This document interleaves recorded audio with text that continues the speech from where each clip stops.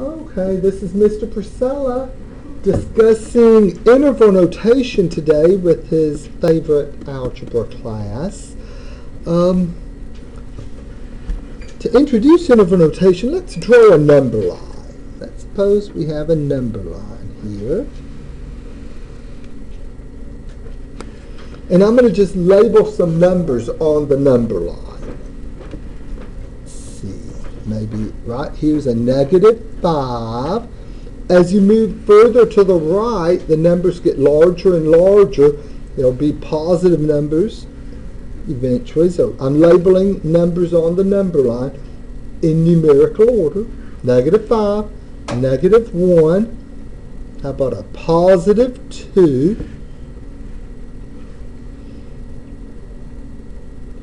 +4,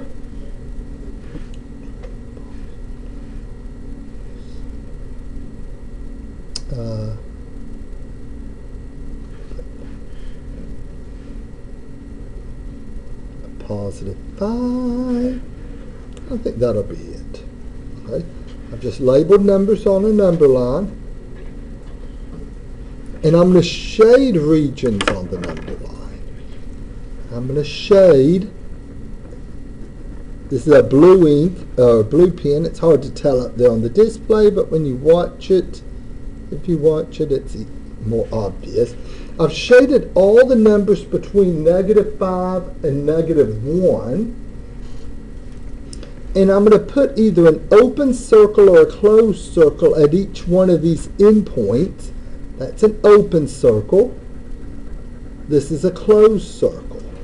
The open circles mean do not include.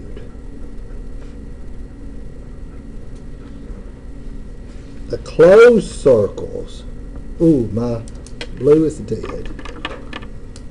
The closed circle means include that point.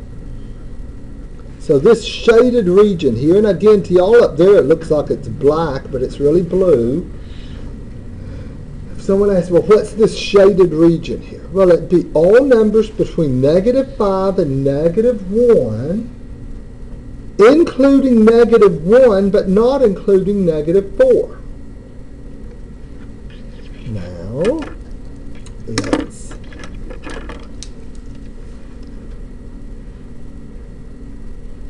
right here, I'm shading this region pink.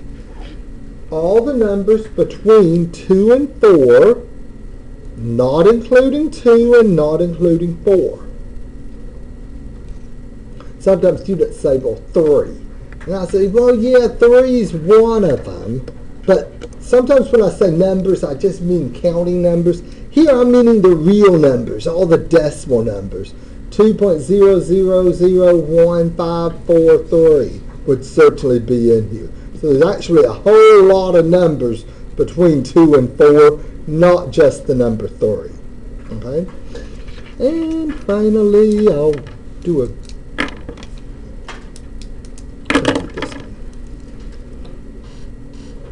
I'm going to shade everything to the right of 5, including 5. So the colors here, and again for y'all there, out there, this looks black. For someone watching it later, they're going to think, what's that idiot doing? It's obviously blue. It's blue, purple, red, or orange. The blue region is all numbers between -5 and -1, including -1, not including -5.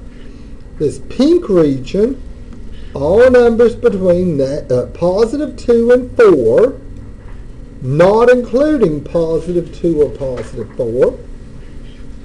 And then finally, this red region here, all numbers to the right of 5, including 5. Now, you may have never done this on a number line, but I'm going to label those arrows with infinity symbols. Those are not 8s that I'm drawing there, okay? And right over here, I'll label this one a negative infinity.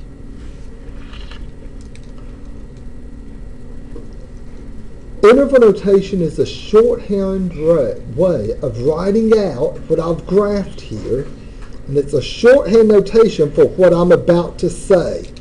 Numbers between -5 and -1, not including -5, but including -1. Numbers between 2 and 4, not including 2, not including 4. Numbers bigger than 5, including the number 5. With interval notation, you use parentheses for the open circles and square brackets for the closed circles.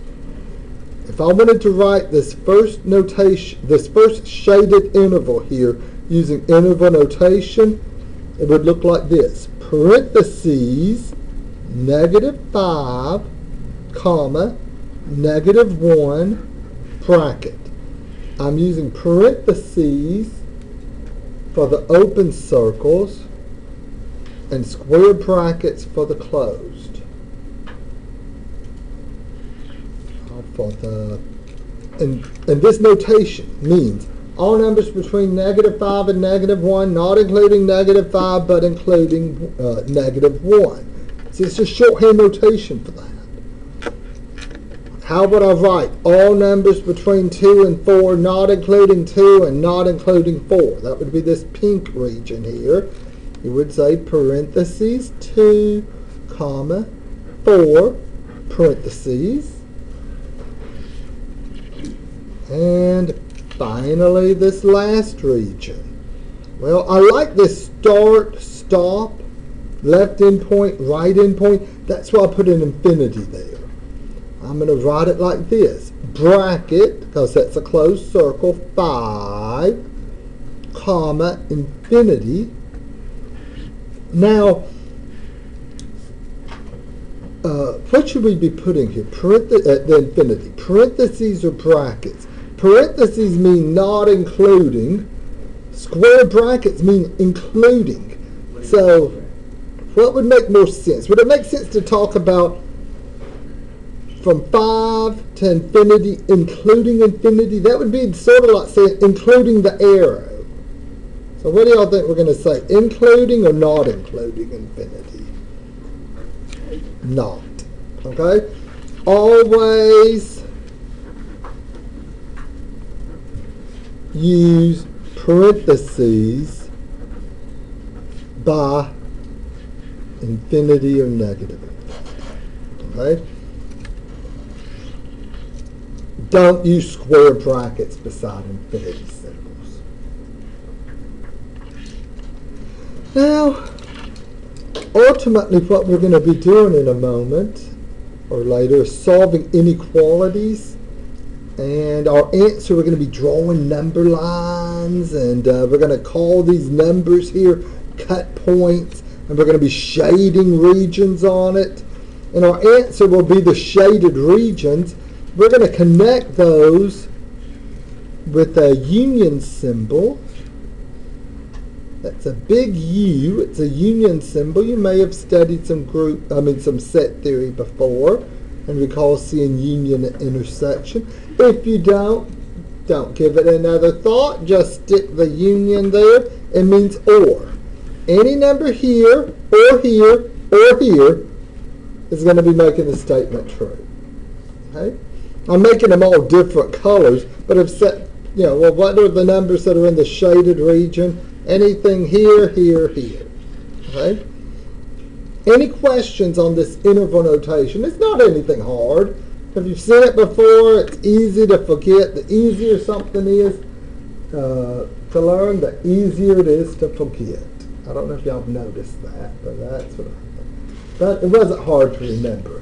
So always put parentheses by infinity symbols. Use parentheses for open circles, square brackets for closed circles. Okay? Any questions there? Well then, that's my 30-second review of interval notation, and we'll be using that a lot in the next class. which starts in 20 minutes. But the people on the video don't need to know that. So thanks for watching. Bye-bye.